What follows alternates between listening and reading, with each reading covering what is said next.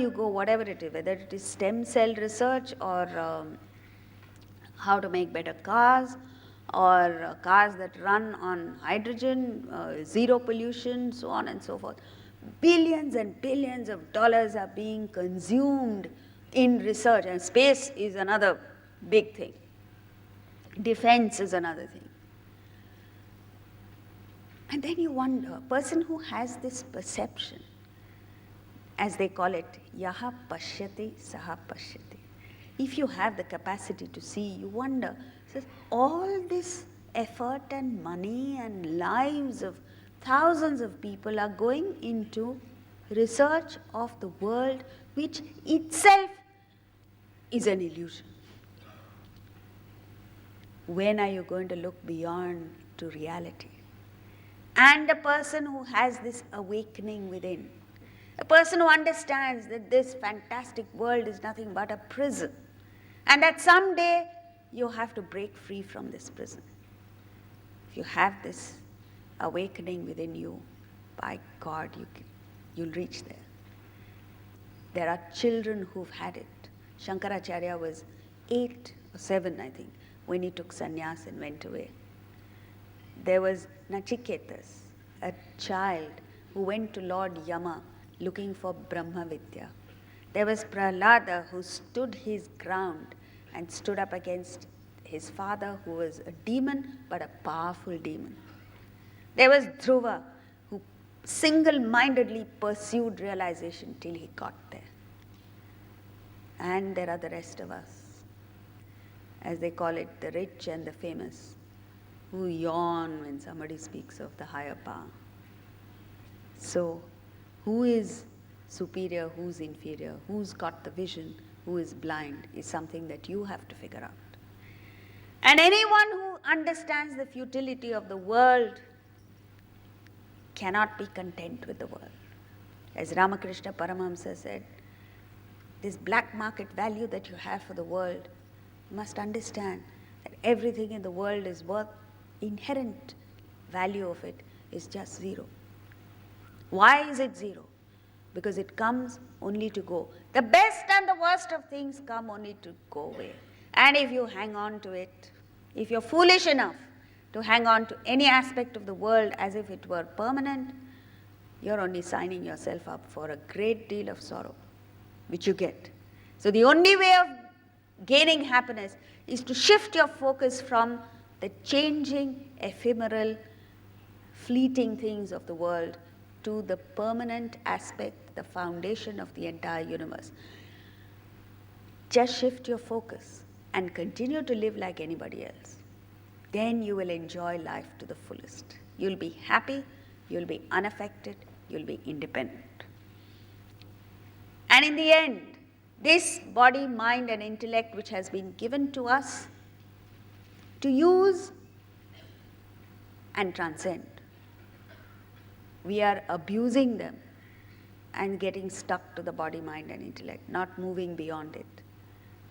The body, mind, and intellect which is opaque, which obstructs our vision of reality today, if you follow the spiritual path, the body, mind, and intellect become so purified, so rarefied that they become transparent, as it were, and you are able to see that divine force beyond. As a poet says, a man that looks on glass, on it may stay his eye, or if he chooseth, through it pass, and then the heaven espy. If you were to look at a window, a glass window, your focus can be restricted to the window pane and look for imperfections and bubbles and this, that, and the other. But that's not the purpose of the glass window. The purpose of the glass window is so that you may look through it and see the heavens. So, if you and I were to go back home today with the conviction that I am going to use the body, mind, and intellect only to transcend the body, mind, and intellect and go beyond, you will have well spent your 1.5 hours here. So, yesterday we were on the 7th verse, which speaks of the demonic people do not know what to do or what not to do. Pravritti and nivritti, they don't know. So now we looked at 3 types of actions. The best action is niyatam karma, obligatory duty. Mediocre action is kamya karma, desire-ridden activity. And the worst kind of action that you can perform is nishiddha karma, prohibited action. Niyatam karma is when you're born, given your circumstances, your environment, the kind of people you interact with, etc., your life imposes a certain obligation on you. Let's say, for instance, you are the child of your parents. You have an inbuilt obligation to serve your parents, right?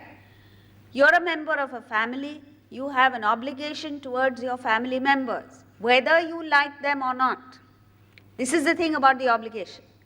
The moment you focus on niyatam karma, which is obligatory duty, you rise above likes and dislikes, loves and hates, and it doesn't matter whether you like to do it or don't like to do it. What matters is it your duty? Is it your obligation? And then you must cultivate the tendency of pursuing your obligations to their fullest, doing it from the bottom of your heart, rising above the likes and dislikes, and fulfilling your obligations. That's the best kind of action that you can perform. But most of us, go beyond. As, let's say, an employee of your organization, you are bounden to perform certain duties towards the organization. As a resident of your building society, you have certain obligations towards the other society members, which is not to play music till late at night and disturb everyone, not to throw things out of your window and dirty the place up, etc., etc. As a citizen of this city, Mumbai city, as a Mumbaikar, you have certain obligations to the city. As a citizen of India, you have certain obligations to the country. As a human being, you have obligations. As a world citizen, you have an obligation to maintain the environment and not destroy it so that future generations can live peacefully, just as previous generations maintained the environment for us. So when you think about it, you end up having so many obligations that you have neither the time nor the inclination to think about your desires. So that's the next thing. Desire, kamya karma. Once you start pursuing desire, it's a bottomless pit. And you're setting yourself up for sorrow, for a state where you get sorrow and no happiness. And life becomes a drudgery. Life becomes depressing. That is why, even in a country where, like the United States, where the material development is maximum, the sale of antidepressants is also maximum, because kamya karma is at the highest. And we are all following in their footsteps. So we are also getting depressed. And very soon, because of our population, we will overtake the United States in the sale of antidepressants if we don't watch out. So happiness lies in the performance of niyatam karma. And then when desires mount within us to such a level that these desires cannot be fulfilled by ethical means, by moral methods, by legal means, you cross the line. And that's the end. So wherever you see financial bankruptcy, wherever you see families going into emotional bankruptcy, etc., the root cause of all this is ethical bankruptcy. What is ethical bankruptcy? You shift from niyatam karma, you cease to perform obligations, and you go on the treacherous path of desire. Then you understand that based on this, there are 4 types of people, because he says a demonic person does not know what to do or what not to do. So where does he falter? The 4 types of people are: 1, the best, the divine person is one who has clarity of thinking. He knows clearly what needs to be done, niyatam karma needs to be done. What ought not to be done, nishiddha karma. Nishiddha karma is action prohibited by your own conscience. And he makes the right choice. He knows clearly what is good and bad, and this right choice is made before performing the action, and so perfect action comes out of it. The second stage, intermediary stage, the next two stages are intermediary, where he lacks this intellectual vision and clarity. So he doesn't have the foresight, but at least when he performs action, he uses the intellect in a limited sense. This is what you see in the world nowadays. There are business people, there are people in all walks of life who lack a higher ideal, but at least when they are performing action, there is some method in the madness. The third is, there is no vision, no intellectual clarity, no discretion. So actions are totally impulsive, but at least in retrospect, the person understands that I should not have done it. So there is some element of intellectual awakening or awareness. The last stage, demonic. There is neither intellectual clarity, no vision, no foresight, actions are impulsive, and even after performing impulsive actions, there is no awareness that I have done anything wrong. This is demonic. So therefore, such a person will have no purity, no succumb. No purity means neither in thought, word or deed is there any kind of transparency. There's a total selfish, self-centered view of life. Therefore, there is no acharaha, no good conduct. There is crudeness, there is repulsive actions, and na satyam, there is no truth. In the 9th chapter, he puts it so beautifully. Such a person lives in vain. Moghasha mogha karmanaha mogha jnana vichetasaha rakshasim asurim chaiva prakritim mohinim shritaha. So a person who's deluded by the natures of the Rakshasas and Asuras means Rajasic and Tamasic traits. What kind of life does he live? Moghasha, he lives in vain hopes. Mogha karmanaha, futile actions. Mogha jnana, hollow knowledge. Vichetasaha, totally devoid of discrimination. As against this, the divine, the next verse he says, Mahatmanastu, but the Mahatmas, Daivim prakritim ashritaha, anchored in the divine traits, means sattvic trait. Bhajanti ananya manasaha, they worship me with single-pointedness. This single-pointedness has been portrayed in the scriptures in a fantastic manner. For instance, after the war in the Ramayana with Ravana, all of them get together and honor Hanuman for the sterling contribution he made in overcoming Ravana. So they gave him a garland made of rare gems, very precious gems. He took out the garland, put it to his ear. The garland did not say Rama, he had no use for it, he threw it. Single-mindedness, no distraction whatsoever. Such a person achieves the goal. So, this is it.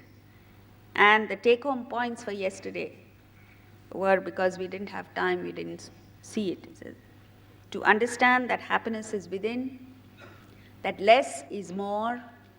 Third, you need to remain in the present to be happy. Your mind is constantly flitting to the worries of the past, anxiety for the future, and therefore what is in front of you, you don't enjoy. You need to be independent of the world. You remember the example we saw of the man and the bird on the branch, to develop the wings of Vedanta and cultivate divine traits, shed demonic traits. Now we move to verse 8. Asatyama pratishtham te jagadahuranishwaram aparasparasambutam kimanyat kamahaitukam. The world is without satyam, truth, without pratishtanam, foundation or basis, without Ishvara, there is no God in the world. and is brought about by mutual union caused by lust. Kim Anyat, what else? He's so sure of the stand that he's taking. One thing you need to understand, the more ignorant a person is, the more sure the person is. As you gain knowledge, you become less sure of your convictions. Less sure, conviction in the sense you understand that there are so many things you don't know. And at the highest level, an Einstein or a Newton, you see how they speak. Nobel Prize winners, they qualify their statements by saying, it appears to be so. They don't say, I'm telling you no, you take it from me. This is our language. A man of wisdom hesitates to make emphatic statements, and a man of realization knows everything, but he speaks nothing, because for the simple reason that he knows there is no way that he can communicate. It's not that he does. In the Kenopanishad he says that. He says, I know. First of all he says, I do not know. The moment he says, I do not know, the student tends to get up and say, if you don't know, what am I doing wasting my time here? So to tell him that, no, he says, no, not that I don't know, I know. See, very conflicting statements they make. They hesitate to make a stand because they know that everything in the world is relative. In fact, everything in the world is false. So, na satyam, there is no truth. They feel there is no truth because they can't understand what the truth is. The truth is defined as that which persists, which remains in the past, in the present, and continues into the future. Now, if you use this definition of truth, reality to everything that you experience, you find that they fall short. This waking state that we are in is present now. I hope you're all in the waking state. Sometime, maybe closer to 8 o'clock, some of us may drift into deep sleep state or dream state. So what happens to the waking state? No longer present. The waking state is present now, it will not be present in the future, it was not present in the past, and therefore it fails the test of reality, truth. And yet, all of us swear by the reality of the waking state. Just as in the dream we swear the reality of the dream, we swear by the reality of the dream. Which of the two is right? Which of the two is correct? Is there a possibility of being in a state where you know all the three, waking, dream, and deep sleep? These questions don't occur to the demonic because the mind, the intellect is completely covered. The clarity of intellect is not there, purity of heart is not there. So how are you going to think? There is no pratishtanam, they declare. There is no substratum of the world. The substratum of the world is there. God is there everywhere in the world. It's just that you don't have the eyes to see. You don't have the eyes to see, so you declare there is no God. To make a declaration that there is no God, or to make a declaration that there is God without carrying this to the end when you actually realize God, is madness. So whether you say there is God, whether you swear by a statement that there is God, or you are an atheist and declare vehemently that there is no God, neither carries any substance. And they say the world is brought about by mutual union caused by lust. You see, the thing is, you see what you have within you. A demonic person is full of desires, full of passion, full of lust, and therefore he sees only lust everywhere. He doesn't see sattvic qualities, he doesn't see divinity, he doesn't see a divine hand that's functioning in the world. And so he dismisses